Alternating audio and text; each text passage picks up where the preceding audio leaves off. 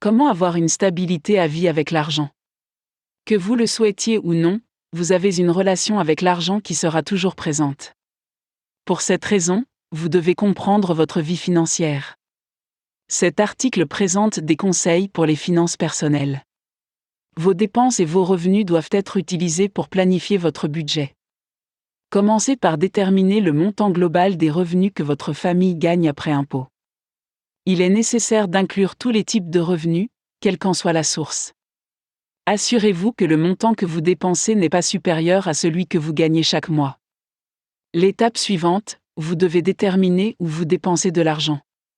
Créez une liste, en y incluant tout l'argent que vous et votre ménage dépensez.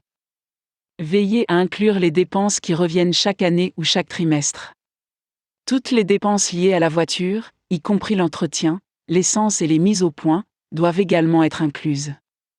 N'oubliez pas de penser également aux dépenses alimentaires, y compris l'épicerie et les restaurants.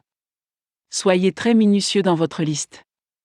Une fois que vous avez déterminé le montant total de vos revenus et de vos dépenses, vous pouvez commencer à établir votre budget.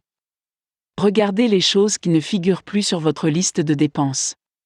Si vous vous arrêtez tous les jours au café sur votre trajet domicile-travail, c'est un luxe qui doit cesser. Préparez plutôt votre café à la maison. Passez votre liste au crible en cherchant à réduire autant de dépenses que possible.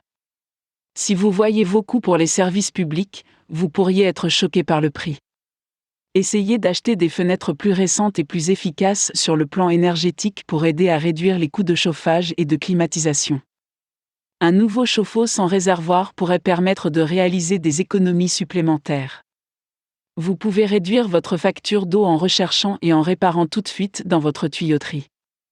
Réduisez votre consommation d'énergie en ne faisant fonctionner votre lave-vaisselle que lorsqu'il est plein. Pour économiser de l'argent à long terme, remplacez les appareils électroménagers obsolètes par des modèles économes en énergie. Un autre bon conseil pour économiser l'énergie est d'éviter de laisser les appareils électriques en mode veille.